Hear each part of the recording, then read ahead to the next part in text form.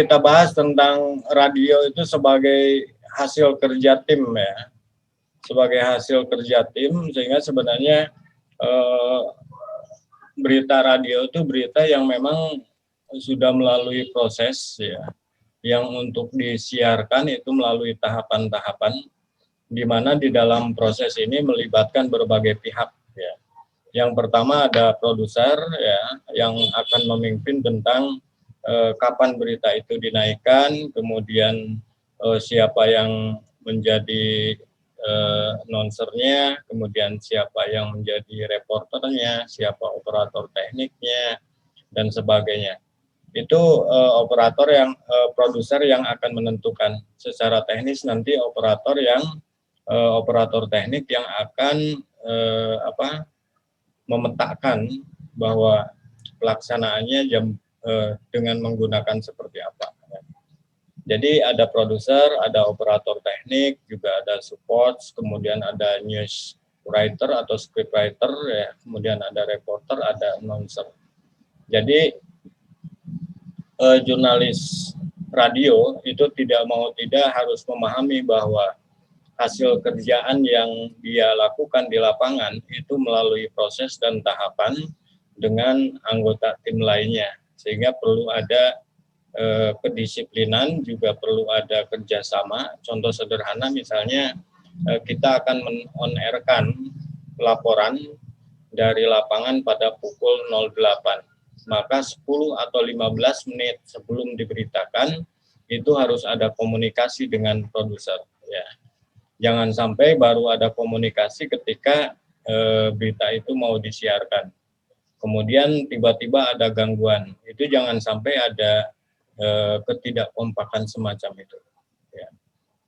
Oke, nah kemudian ketika ada masalah yang terjadi di lapangan, produser harus mampu memetakan ketika misalnya reporter satu ada gangguan sinyal misalnya, sehingga tidak bisa memberitakan dari lapangan, maka segera pindah ke reporter yang lain untuk memetakannya. Nah, di sini adalah kerjasama dengan announcernya untuk berita apa kalau terjadi kendala. Ya.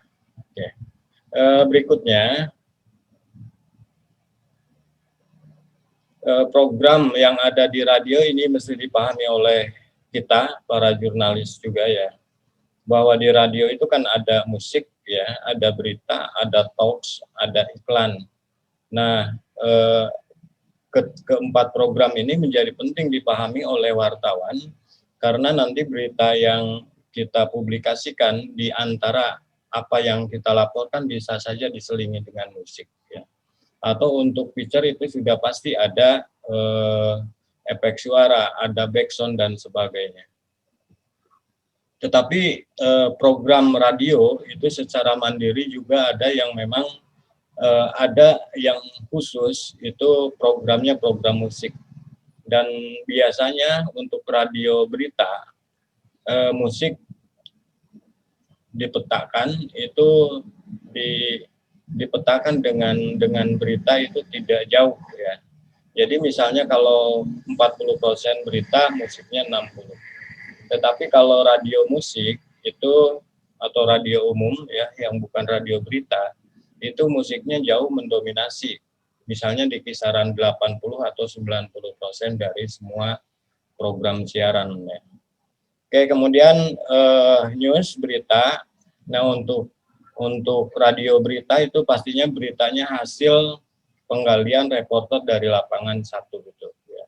Kemudian untuk news bulletin itu diolah dari lapangan yang kemudian dipilah dan dipilih oleh news writer, kemudian dipadukan dengan berita-berita teraktual dari media online misalnya, kemudian menjadi buletin ya, berita buletin. Nah, kemudian talks itu adalah perbincangan, bincang-bincang yang disebut dengan apa itu? Talk show ya, talk show radio. Nah, talk show radio itu ada dua pola.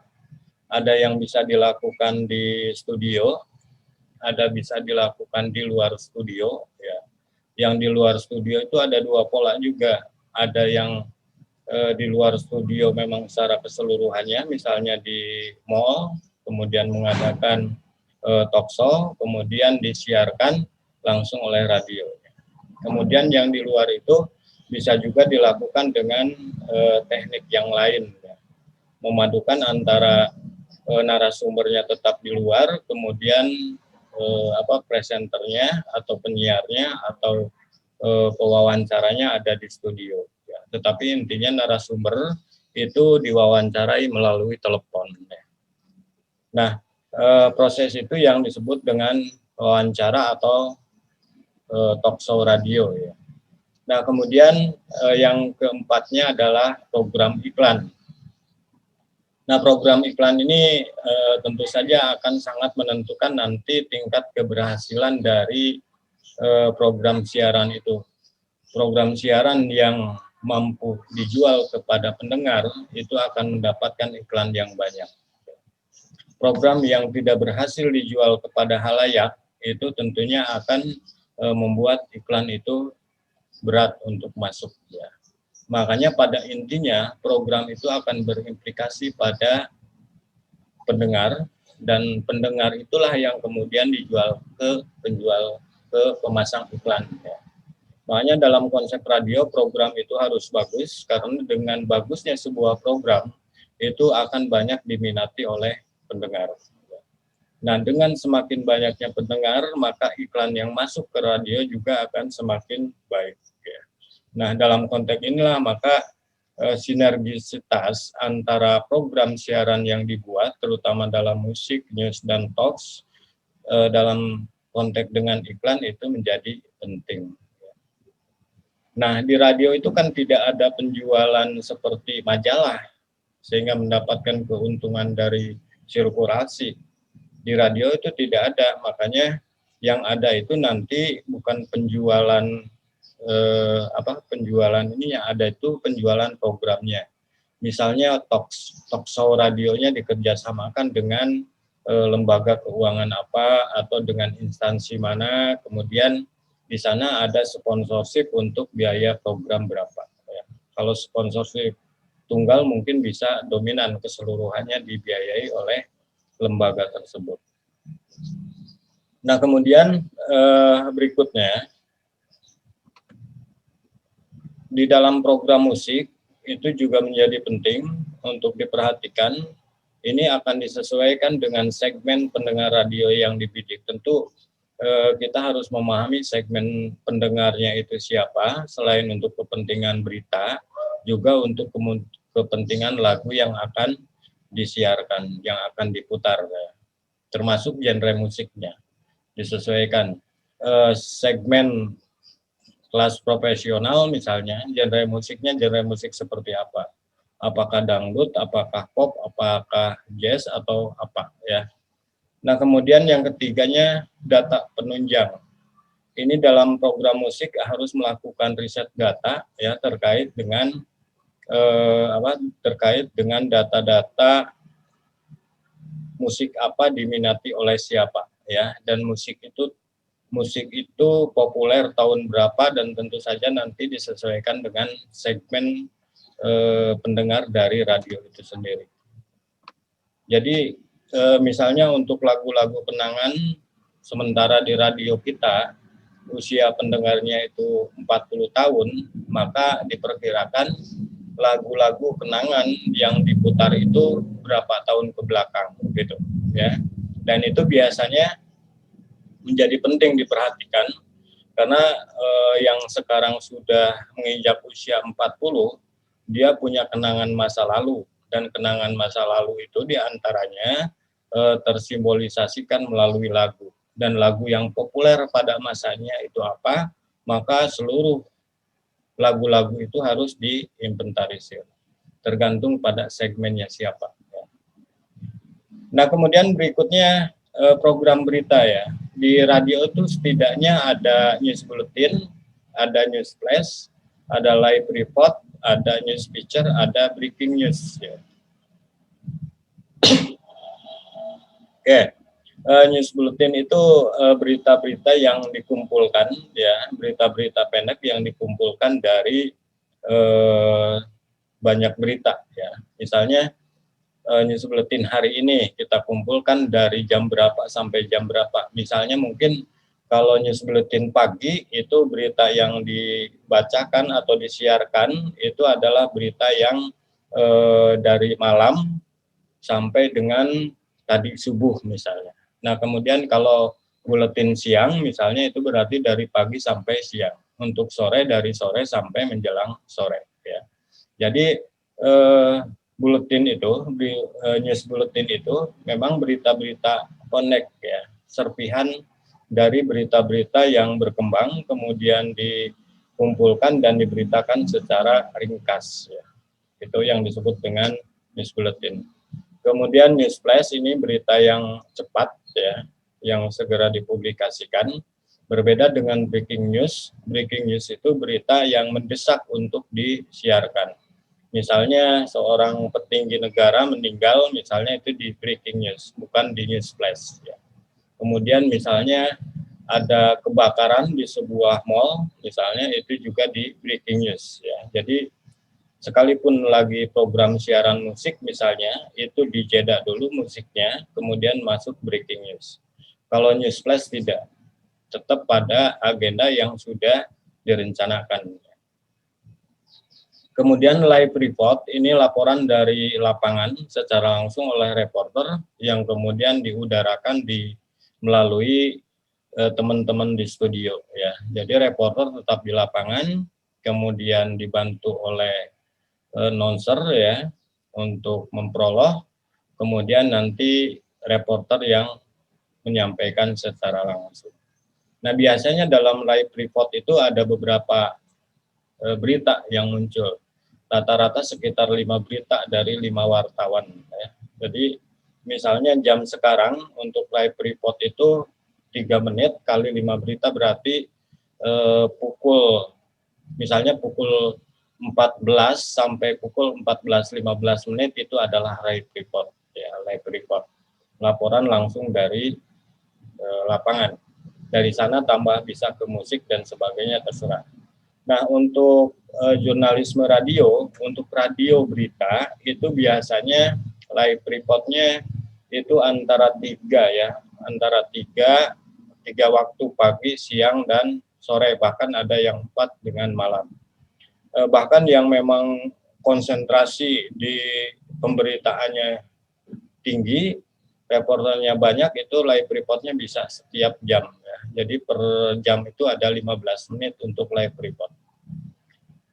Oke, kemudian news feature, ini adalah feature berita untuk radio, itu durasinya fleksibel, bisa 5 menit, bisa 15 menit, ya, bahkan bisa sampai 30 menit.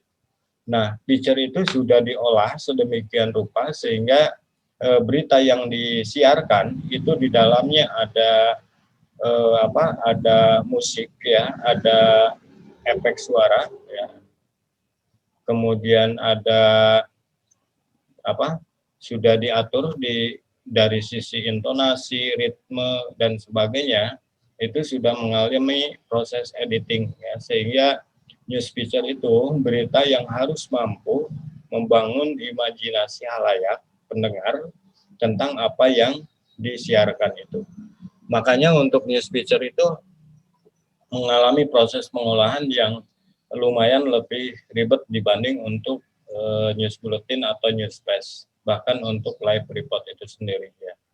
Tetapi pada intinya daya jual dari feature radio itu menjadi penting karena khalayak pendengar itu diberi nuansa baru dengan berita-berita yang ringan tetapi memang penting ya, ringan tetapi menarik gitu.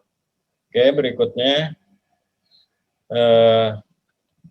untuk program talkshow itu ada yang komersial juga ada yang non komersial. Yang komersial biasanya talkshow terkait dengan promosi produk ya, atau yang komersial itu spesial talkshow misalnya terkait dengan sosialisasi vaksinasi COVID-19 misalnya, itu spesial talkshow, kemudian misalnya dikerjasamakan dengan Bio Farma, dan Bio Farma itulah yang nanti membiayai program talkshow tersebut. Kemudian yang non komersial ini yang sifatnya konsisten, rutin, dan tidak non komersial seperti diskusi ya, yang sudah terjadwal atau debat tentang isu-isu yang kontroversial atau pelayanan untuk pendengar terkait dengan masalah konsultasi. Misalnya konsultasi kesehatan, konsultasi keagamaan dan sebagainya. Nah, kemudian talkshow juga ada kategorisasi live atau siaran langsung ya.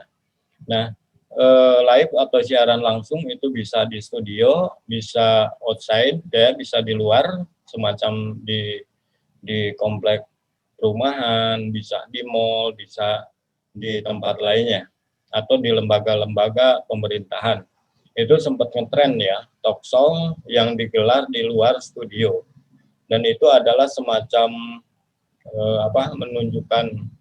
menunjukkan sebuah studio yang hebat itu biasanya mengadakan talkshow di luar ya. Menunjukkan dengan kendaraannya yang luar biasa, kemudian SDM-nya yang hebat, itu adalah upaya mempromosikan radionya juga.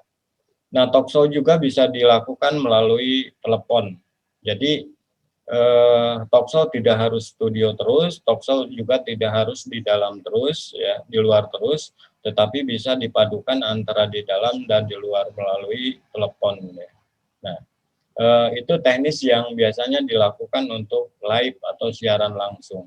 Nah, kemudian radio juga mengenal istilah siaran tunda, ya, melakukan pengambilan dulu program, ya, tapping dulu, baik di studio, di luar, atau melalui telepon.